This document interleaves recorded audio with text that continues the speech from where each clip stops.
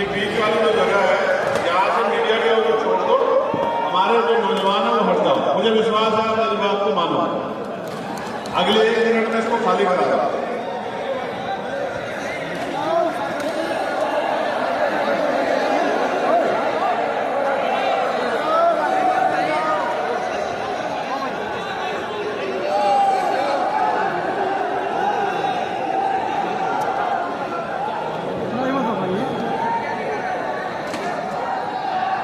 मैंने ये आग्रह किया कि यहाँ से हमारे लोग हट जाए, नौजवान पीछे चले जाए। मुझे पता है कि जगह कम है, एडजस्टमेंट कर लेते हैं, लेकिन यहाँ से हट जाए, मीडिया के लोगों को परेशानी होगी। ये जगह खाली कर दो। और ये जो सामने मीडिया के साथ आगे वो नीचे आ जाए, पीछे वाले को दिक्कत होगी। आप इनके ट्रेन को नहीं जाना जानता।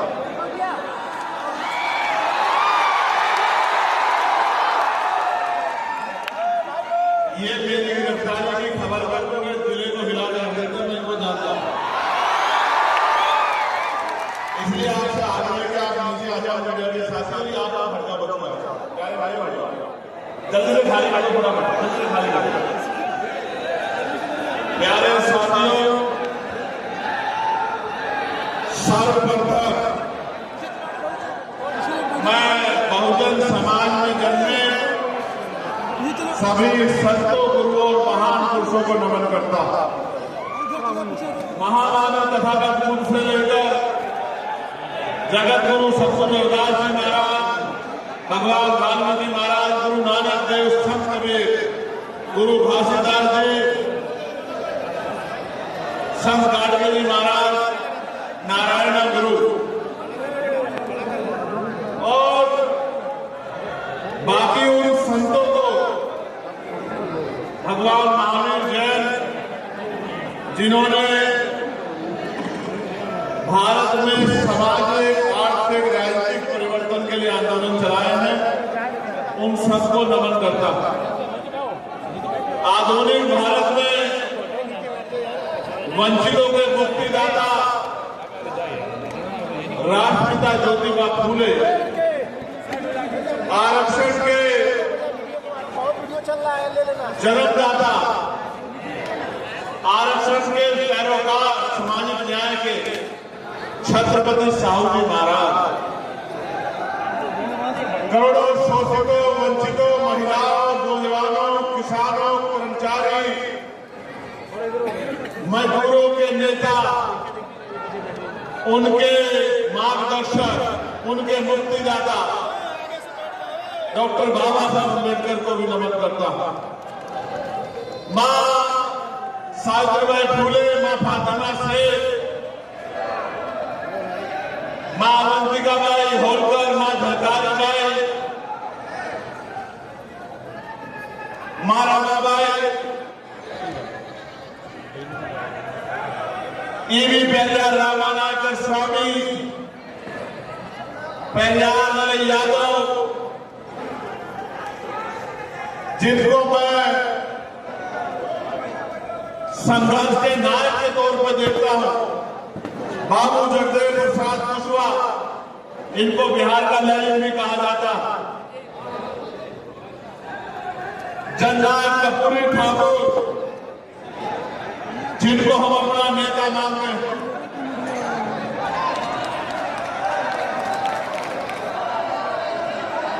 महामना राम वर्मा, चौधरी महाराज सिंह भारती, बाबू सिंहदयाल चौरसिया, सतराम जी प्रजापति, परमानंद मोदी जी, देखने दीजिए, हम लोग बैठे हैं, आप लोग पीछे जाकर मान्यवर वीरा भानावाल जी और मान्यवर शास्त्री काशीराम जी को भी नमन करता हूं। और अगर बिहार में आके श्रद्धेय बाबू जगजीवन राम को भी आप याद नहीं करते तो ये एक बहुत बड़ा धोखा हो जाएगा। तो मैं बाबू जगजीवन राम साहब को भी नमन करता हूं, उनको भी याद करता हूं, क्योंकि उनका योगदान भी कम नहीं है। आपके पास ठीक है, आगे चले जाइए। जितना योगदान उनका है, हाशिए पे पड़े समाज को सरकारी नौकरी देके जिस तरह से उन्होंने खड़ा किया है, ये भी कोई और शायद नहीं कर पाते। या ये कहिए कि संकल्प में किसी और नेता को इतना मौका ही नहीं मिला कि वो इस तरह के प्रयास को आगे बढ़ा पाता। मुझे एक पर्ची दी गई है जिसमें लिखा गया है कि भोजपुरी के ये 2 शब्द में जरूर कहूं।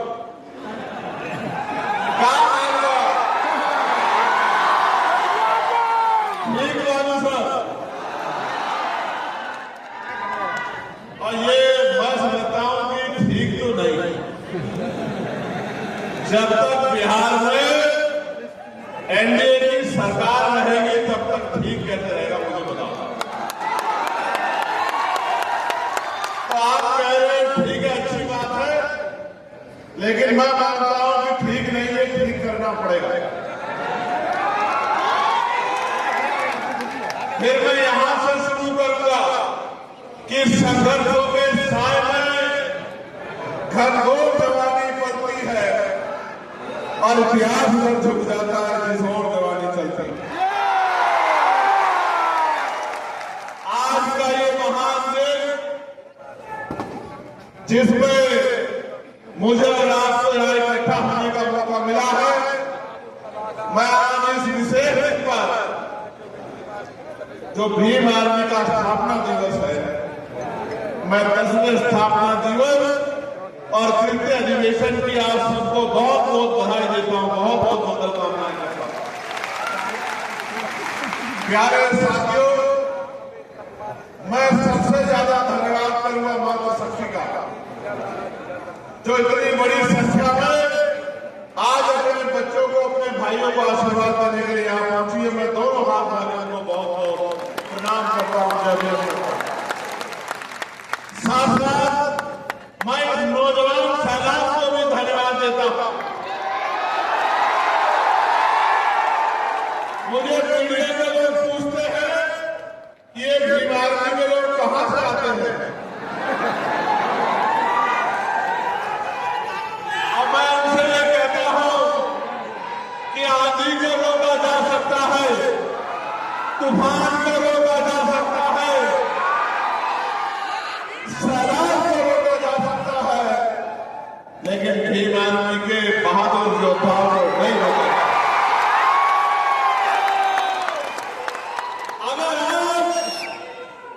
अगर आज मैं यहां खड़ा हूं और बिहार की धरती पे खड़ा होकर बोल रहा हूं, अगर आज मैं लोकसभा का भारत की सबसे बड़ी पंचायत का मेंबर हूं, उसका श्रेय अगर किसी को जाता है तो भीम आर्मी के बहादुर साथियों के जाता है। मैं इस मंच का भी धन्यवाद करूंगा। बहुत दिन पहले दिल्ली में बैठ के फैसला लिया गया। सीनियर ने मुझसे कहा कि आपको बोधगया जाना है, बोधगया को मुक्त कराना है, बोधगया की शक्ति, बोधगया की ताकत को बौद्धिस्टों के हाथ में देना है। तो मैंने इनसे कहा कि एक बड़े आंदोलन की जरूरत है, और यह तय हुआ कि जून में 12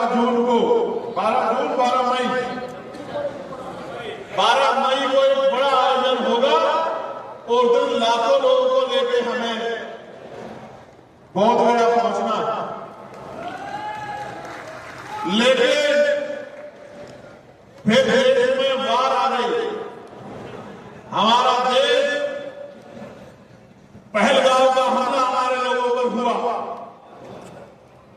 बताया गया कि धर्म पूछ के मारा गया, और ये किसी भी कीमत पर बर्दाश्त करने योग्य नहीं है। इसलिए वो परमिशन कैंसिल कर दी गई, वो कार्यक्रम कैंसिल कर दिया गया। और बाद में जब ये लग रहा था, मीडिया ने तो ऐसा माहौल बनाया कि ऐसा लगा कि पाकिस्तान नक्शे से ही खत्म हो जाएगा। मैं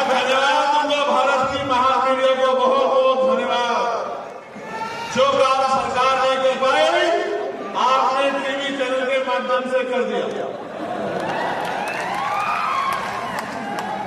इस्लामाबाद पहुंच गए हैं, रावलपिंडी पहुंच गए हैं,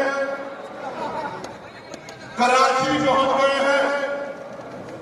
वहां के जो आर्मी चीफ थे असलम मुनीर, अगर थोड़ी देर और उनको मौका मिल जाता तो शायद असलम मुनीर को पाकिस्तान छोड़कर ही निकल जाता। मैंने भी अपने साथियों को फोन किया कि भाई सिचुएशन अच्छी नहीं है, कश्मीर में तो प्लॉट मिलेगा नहीं मिलेगा, लेकिन पाकिस्तान की तरफ जरूर ध्यान रखना।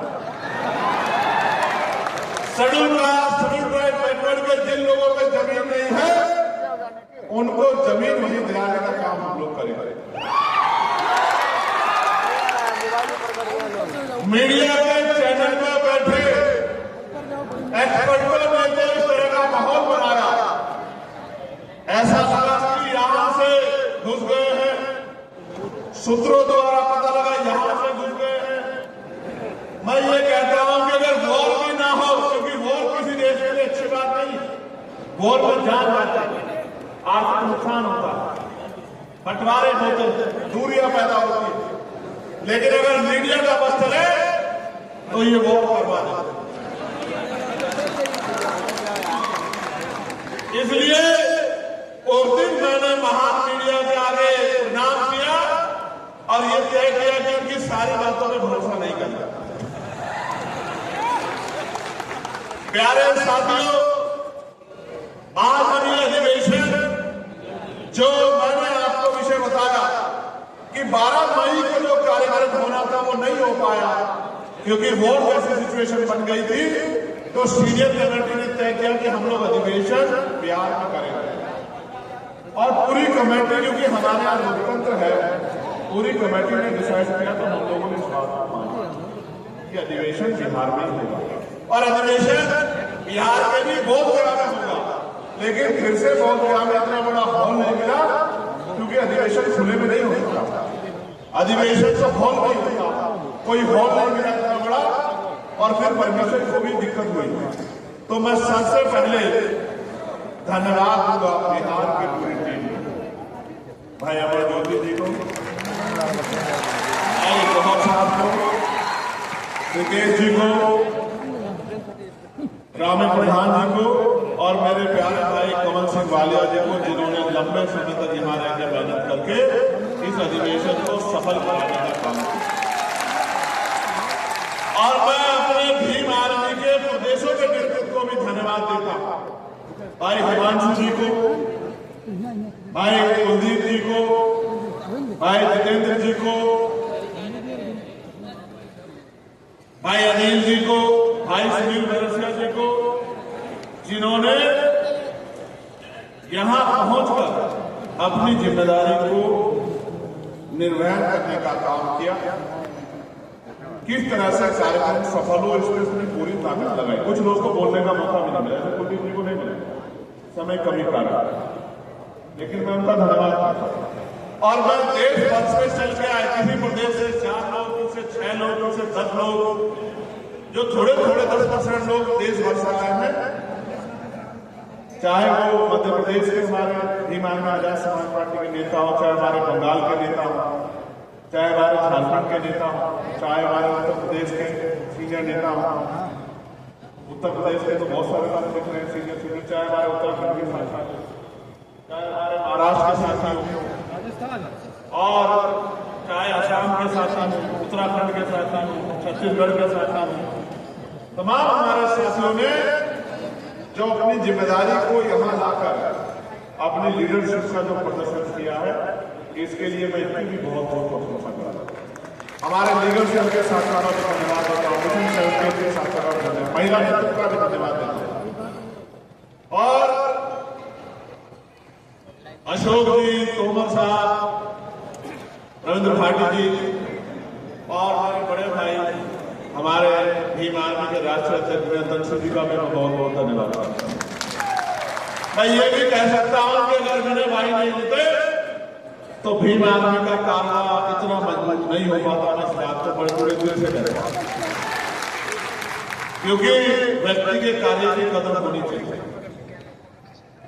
मैं मीडिया बंधुओं का भी धन्यवाद देता हूं।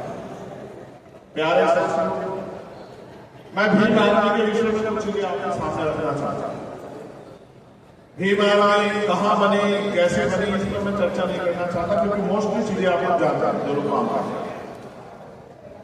लेकिन अगर पूरे भारत में कोई ऐसा संगठन है जिसमें schedule caste, schedule tribe, backward minority, मुसलमान, जैन, सिख, बौद्ध, ईसाई, अगर इनकी संयुक्त लीडरशिप अगर किसी के पास है, बने बनाए संगठन में अगर किसी ने लीडरशिप करने का मौका दिया, नेतृत्व दिया है, तो ये अगर किसी ने काम किया है तो भीम आर्मी भारत एकता मिशन के साथ है।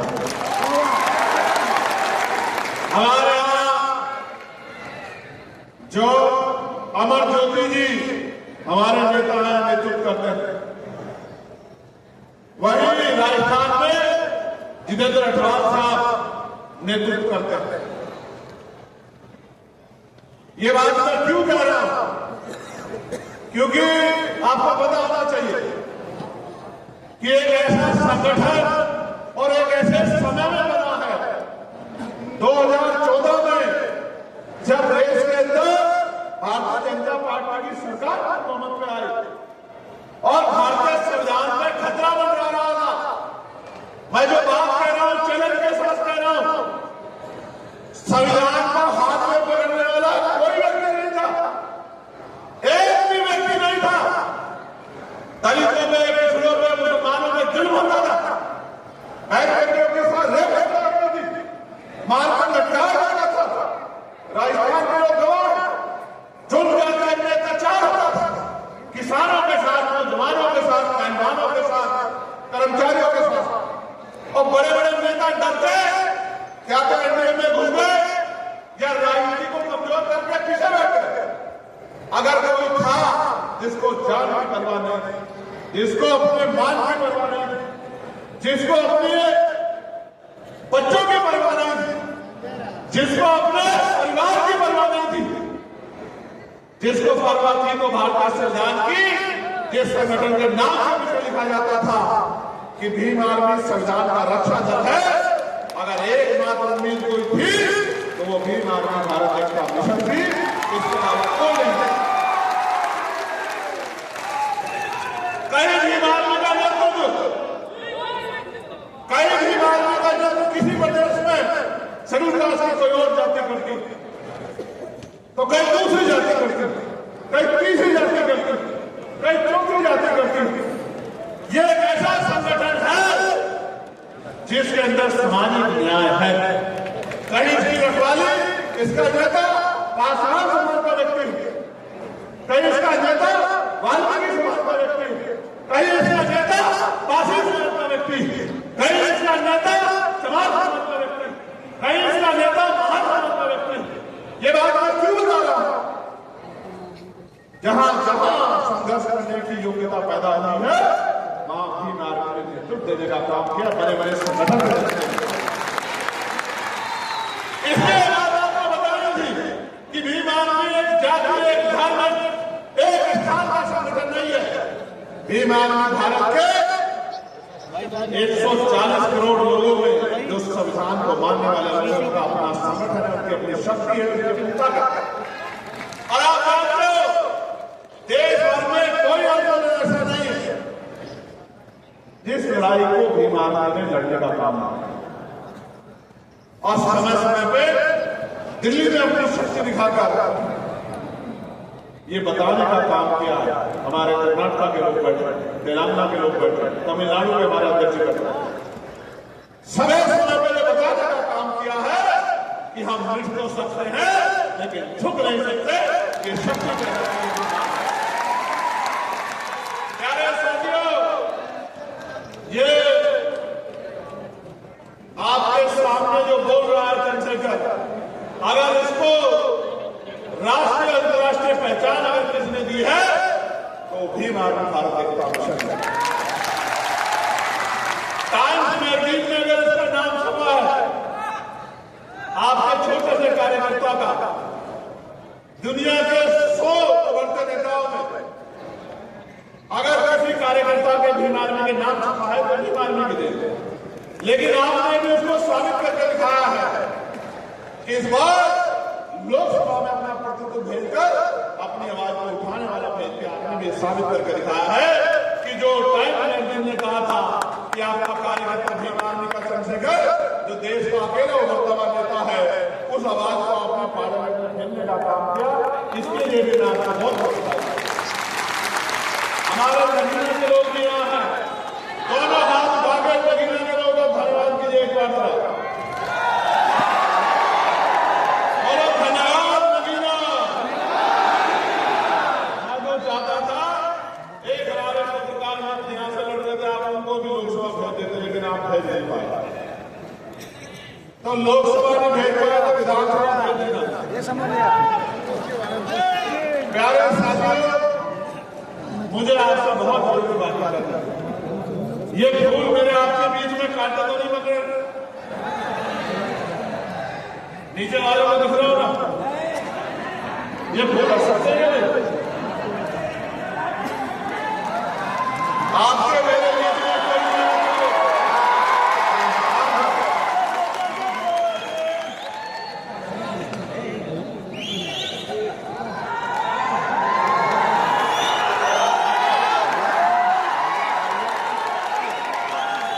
कोई आपके लिए और काटे हमारे।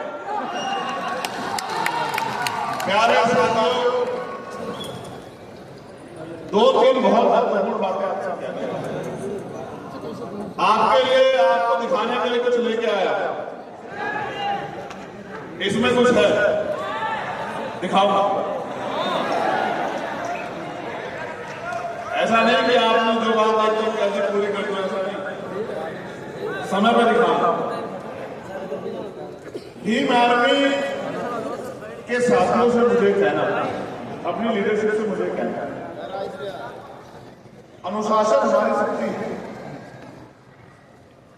हमारा अनुशासन इस स्तर का होना चाहिए कि भले ही वो हमसे नाराज हो, भले ही वैचारिक रूप से हमारा विरोध है, लेकिन इस बात को जरूर कहे अपने लोगों को बैठकर कि भीम आर्मी का अनुशासन किसी और समझ के साथ ये बात मैं अपने अंदर पैदा करना।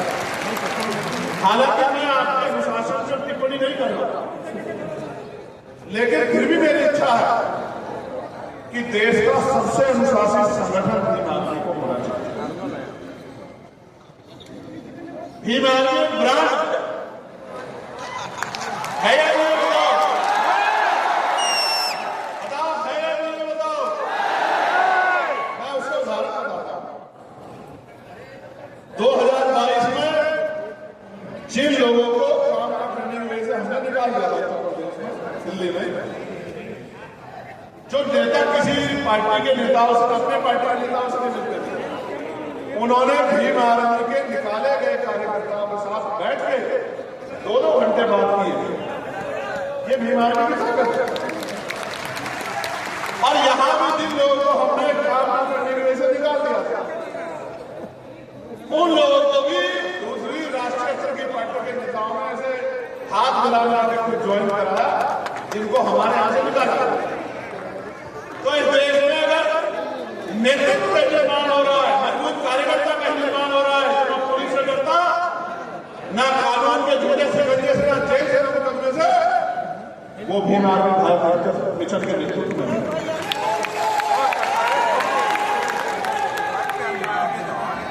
मैं बीएसएफ के साथियों को भी धन्यवाद देता हूं। ये पकड़ लेना, ये पकड़ लेना कोई बात नहीं। हाँ, नकली ले लो, नारा मत लगाना।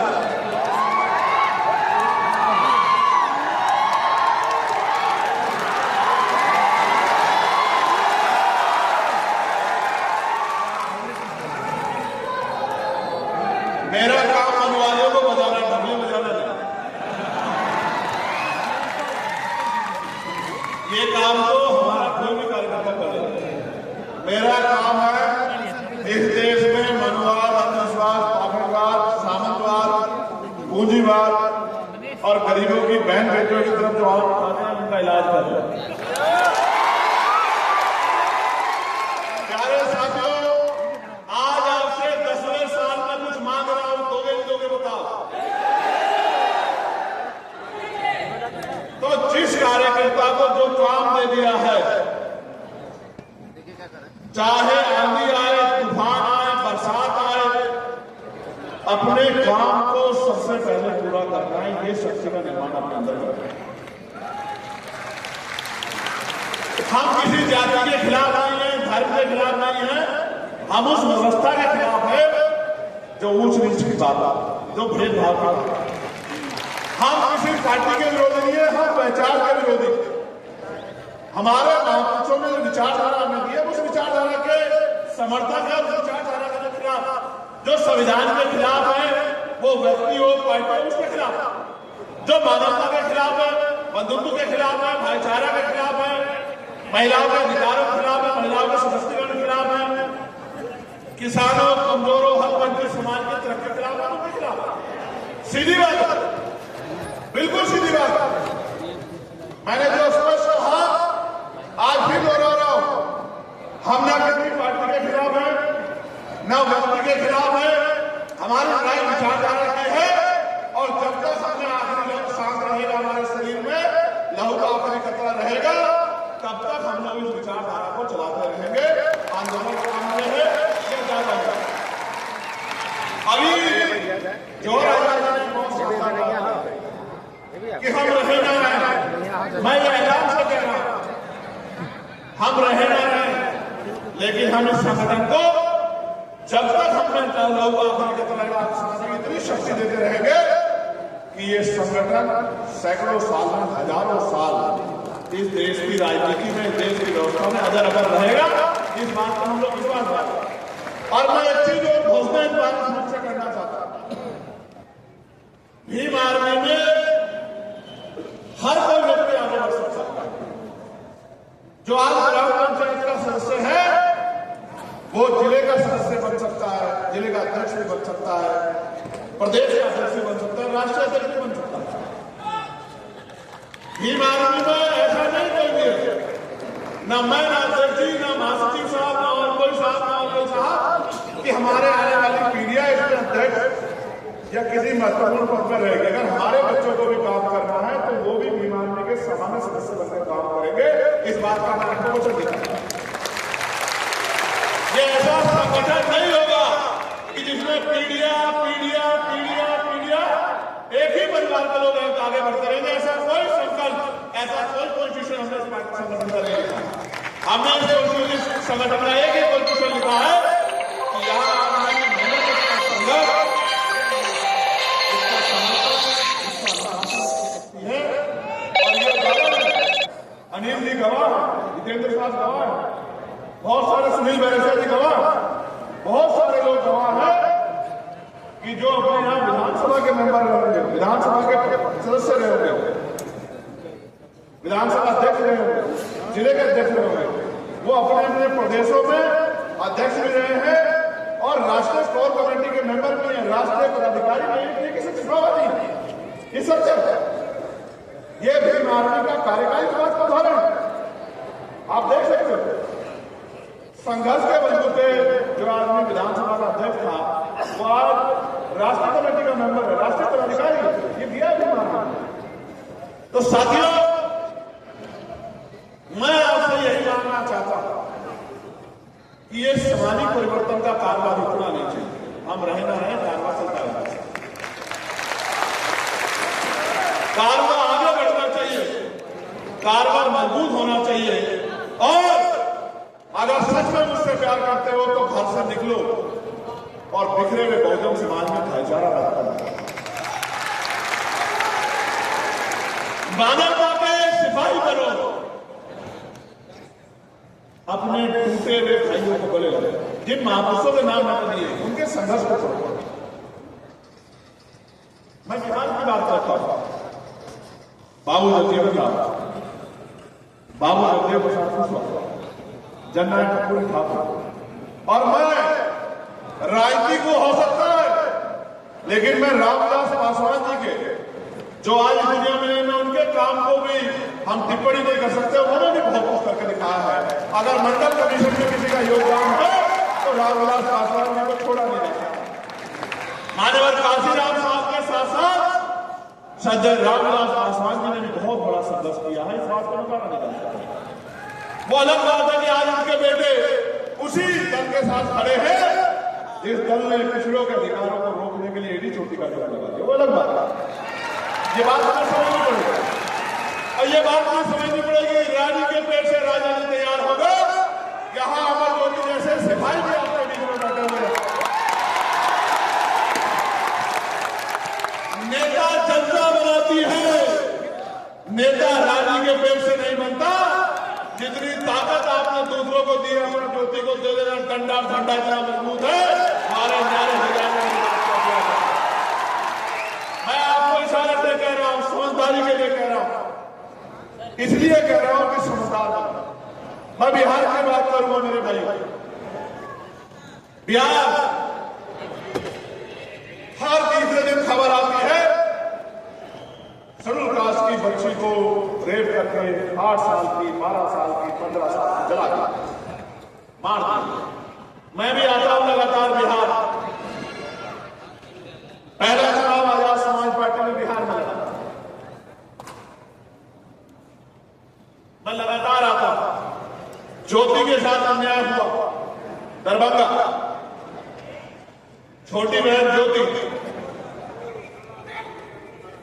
मैं आंदोलन संघर्ष हुआ। एक बड़े अधिकारी ने कहा, सर ये आदमी सांसद जी का बड़ा खास है, गिरफ्तारी नहीं होगी सर। एक बड़े पॉलिटिकल पार्टी के नेता ने कहा, चंद्रशेखर भाई कोई कार्रवाई नहीं होगी। हम आईजी ऑफिस गए, कोविड का समय था, छू नहीं रहा था कोई किसी से, छू नहीं रहा था। बाप बेटे को देखना नहीं चाह रहा। हम आईजी से मिले और हमने आईजी कहा कि 20 दिन आपके, 21वां दिन हमारा। अगर 20 दिन में गिरफ्तारी नहीं तो 21वें दिन 21वें दिन जो होगा उसका जिम्मेदार आप होंगे। 18वें दिन गिरफ्तारी हुई, जो कहते थे कि सांसद जी का खास है, गिरफ्तारी नहीं होगी। आप विश्वास करो, 18वें दिन गिरफ्तारी हुई और आईजी साहब ने फोन करके मुझसे बताया कि भाई गिरफ्तारी हो गई, आपको कोई आंदोलन करने के लिए। ये एक मामला नहीं है, ऐसे सैकड़ों मामले हैं जिसमें भीम आर्मी के लोगों ने न्याय दिलाने के लिए संघर्ष किया। कोई आंदोलन देश भर में ऐसा नहीं होता जिसमें बिहार अपना भाग ना लेता। कोई बंद बुलाया जाए, कुछ भी बुलाया जाए, सबसे पहले पटना में भीम आर्मी के बहादुर नौजवान खड़े होते थे, बंद का योगदान देते। और ये बात बिहार किसने कर रहा हूं, आज बिहार के लक्ष्य में। लेकिन मैं आपको कहना चाहता हूं, राजस्थान के कितने मामले हैं, अनिल जी और अठवाल साहब कितने मामले हैं, जितेंद्र मेघवाल, इंद्र मेघवाल, ओम प्रकाश रागर, कितने मामले हैं। हर मन के खिलाफ लड़ाई लड़ी है भीम आर्मी। मध्य प्रदेश में कितने मामले हैं, विद्रोही हुए हैं, कितने मामले हैं जिनमें लड़ाई लड़ी है भीम आर्मी ने। एक इतना बड़ा आंदोलन किया था 12 फरवरी को, 5 लाख लोग जुटाए थे, सरकार की नींद हराम कर देती है एक दिन में। भीम आर्मी तो बहुत शक्ति है भीम आर्मी। बस उस शक्ति से भविष्य में क्या निर्माण करना है सोचो। अगर आपने वोट की ताकत से चंद्रशेखर आजाद को लोकसभा में नहीं भेजा होता, मेरे भाइयों, मेरी बहनों, मेरी माओ, मेरे प्यारे साथियों, तो क्या पार्लियामेंट में आपकी आवाज उठाने वाला था कोई बात कर सकता? जो लोग ये कहते हैं कि आजाद समाज पार्टी ये कर रही है, वो कर रही है, मैं उन सबसे पूछना चाहता हूं, क्या कभी जब कमजोरों पे जुल्म होता है, उनके बच्चों को, उनके घरों में उनकी जमीन छिन जाती है, उनको मारा जाता है, किसी को दर्द होता है? जो लोग कहते हैं भीम आर्मी तक को ठीक था, लेकिन आजाद समाज पार्टी में बनानी चाहिए, तो आप मुझे बताओ, ईमानदार दिल में आप रख के बताओ, जब तक भीम आर्मी थी कौन सा राजनीतिक दल हमारा समर्थन करता था? बताओ। आप जो कह रहे हो मान लूंगा, आप दल था जो कहता हुआ था कि नौजवान या बच्चे हमारे समाज के लिए लड़ रहे, बताओ ईमानदारी से था भाई? मजाक उड़ाते थे, आरोप लगाते थे, आपके आंसुओं पे हंसते थे। लेकिन जब आजाद समाज पार्टी नाम का दल आया तो अच्छों की नींद उड़ गई। और कुछ लोग चले चले कहते थे पार्षद नहीं बन पाएंगे, सभासद नहीं जीत पाएंगे, चेयरमैन नहीं जीत पाएंगे। और जैसे जनता ने कहा कि अहंकार अच्छा नहीं होता और जनता ने वोट की चोट दी और आपका ये कार्यकर्ता सांसद बन गया, सब पे मुंह बंद हो गए।